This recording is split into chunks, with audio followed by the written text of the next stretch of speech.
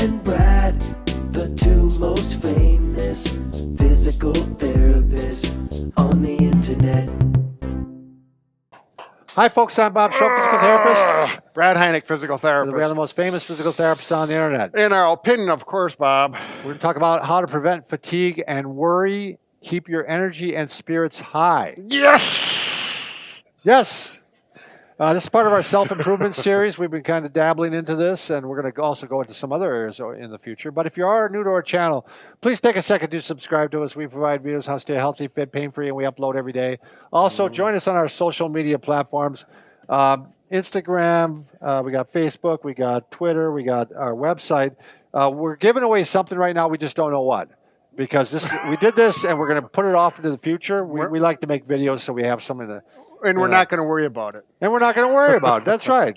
And keep my energy level high. For people who are a little older, Instagram is new. Just think about graham crackers. Yeah, that's how I remember. I'm sure that's really going to help, Brad. Yeah.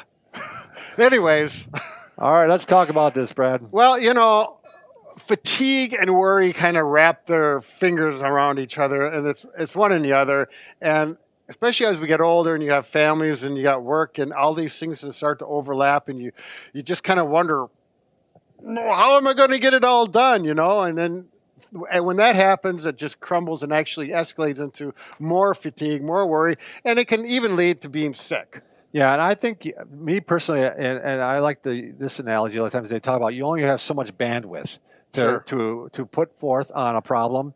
And if you spend a lot of your worry on some of the maybe smaller problems, then you don't have anything left to approach the other. I mean, you just seriously, and that will physically cause you to get ill and sick and fatigued. Right, So, and it really raises havoc with the people you work around or your family life. You know, if you're worried and fatigued all the time, it kind of spills over into the rest of your relationships. Yeah, you're on a downward slope. Right. There. So how are we going to correct it, Bob? The number one thing is, and this is a really interesting one, is rest before you get tired. Which to me, I didn't think about this. This is something this one I hadn't heard of before, and when I looked this up to get some new ideas, but it so much reminds me of if you're, because I've been doing endurance sports, running triathlons, and the number one rule is you need to get some water, get something to drink before you get thirsty, because if you wait till you get thirsty and you're running the marathon, you're already behind the eight ball. You're behind, and that water is not going to get to your system and to your muscles in time, so you're always behind, like you said, behind the eight ball. So you make sure ahead of time you take your fluid intake, and same with rest. Make sure you rest before you're completely wiped out.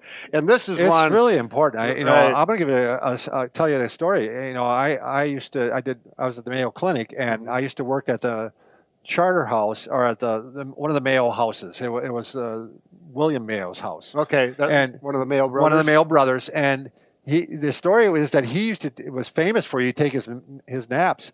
The Queen of England came over, and he delayed meeting with her because he was going to take his nap. I mean, he was like, it was that important to him that he got his sleep. Sure. And he knew that if he didn't, he'd maybe get sick or get tired, and it just, he wouldn't be of use to anybody. Sure. So fatigue makes cowards of us all. Remember that quote? No, but that's a good one, Bob. Yeah, I don't remember who said it. Yeah. Somebody tell me. I wouldn't worry about it. Okay. Anyways, the next one, and this is something we talk about with our patients all the time. I've learned this through the martial arts, is relax and breathe deep. Yes. And to remember to do it at work when you have a second and things are all getting uptight and things are happening all over. Take a deep breath and relax and let your mind work through the problems that you have so you can be effective and carry on with it. Or, you know, it might be, you know, God bless my wife because she puts up with me, but she's really good at this. She's calm, she's relaxed, and I get all excited, and there she is. She's relaxed. It is funny. If you really want to seek out people that are calm, because excited people. I mean, we always talked about that at home, Brad, when all the kids were home. We wanted to have a calm household. I mean, that was how many brothers and sisters? No, I'm talking about my own kids. Your family now. Yeah. It was really important for my wife and I that, you know, we have a calm. Seriously. Yeah. And I felt like our kids didn't get sick as much because it was just like, no, we're not going to stress ourselves out by having schedules that are too filled. Right. You know what I mean? We want a calm household. And the other thing, going back to the breathing, Brad, I mean, I see this in people who are anxious. You can tell they're just doing shallow breathing. Yep. And I've seen that even in my daughter sometimes where she's getting upset and I can see, no, take some deep breaths. I can see you're getting anxious and you want to calm down by it's amazing what breathing does. Oh, yeah. There's a whole book. I read a whole book on just how to breathe. And it talked about the medical benefits and the relaxation. Well, you talk about when you're in labor and going and having a baby. I mean, the breathing.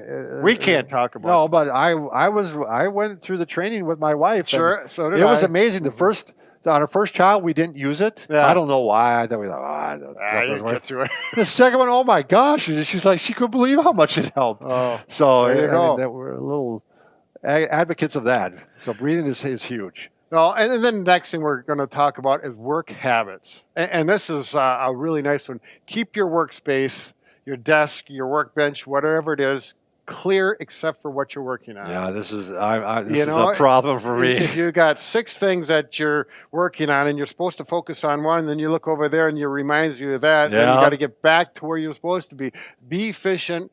Take care of one problem at a time. Put it off the side, and then go to the next one, which leads right into the next one, is make a list of order of importance. Yeah. And do that in the beginning of the day. Get things you have to get done, and the things that can wait, put them at the end of the day, and don't worry about them if you don't get to it. So I just saw a cartoon on this morning. I did. It's funny because you want to start off your day by doing the things most important. So they show the guy, he ate a big slab of cheese. Yeah. That was the most important thing to him. He goes, I'm really feeling filled right now. I don't feel like doing anything else. So it was kind of a joke, but probably fell flat. But okay. That's right. They're used to it, Yeah, that's right. And then the next thing, if you have a problem, something you need to get through is don't make decisions right away. Get a list and actually take a piece of paper and write down the facts, the things that you know are going to help you solve that problem, and then look at it, think about it, and then approach the problem in a reasonable I think that works for me. I put it down and then I ruminate over it for a while. Yeah. I think about it. And eventually it just seems like your intuition kicks in and your experience kicks in.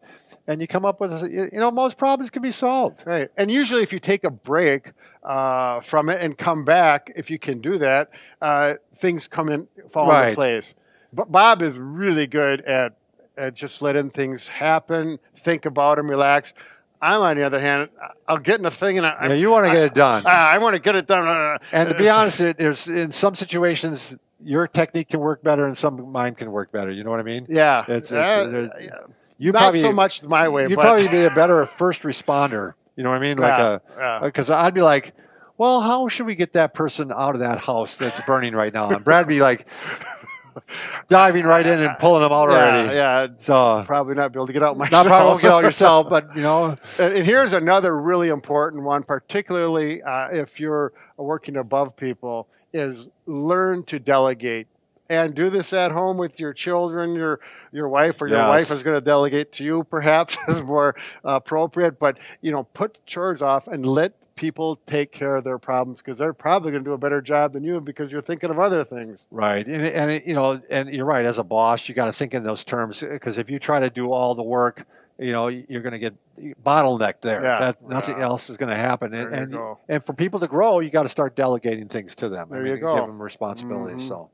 And this next one is last but not least is don't worry about the small stuff. Or how does that go? Don't sweat the small stuff. Or don't the milk one. Oh, don't cry over spilt milk. Right. Yeah. It's such a simple little saying. I remember as a kid, it's like my mom would say, "Don't cry about spilt milk." It's like I wasn't thinking about worrying. I was thinking about my milk and the mess it made. But, as an adult, you think of it, don't worry about the little things in life. And, there was a book that was about, entitled this, I believe. And there was also one, Don't Sweat the Small Stuff. And, Clue, it's all small stuff. Right. To some extent. Well, for example, your car, you go outside and your car breaks down and the engine's smoking, it's really it's a small thing in life compared to some of the real important things. Exactly right. So you got to put things in perspective. So there you go. We got try some of those little clues. Right. I wrote down 5. I think we went through 6 or 7, probably 7 because that's a complete number, Bob. Yep. You and your 7s. I do really like 7. those. So very good. Don't worry. Relax. Don't worry. Be happy. Keep your spirits high, Bob. All right. Thanks. Be careful.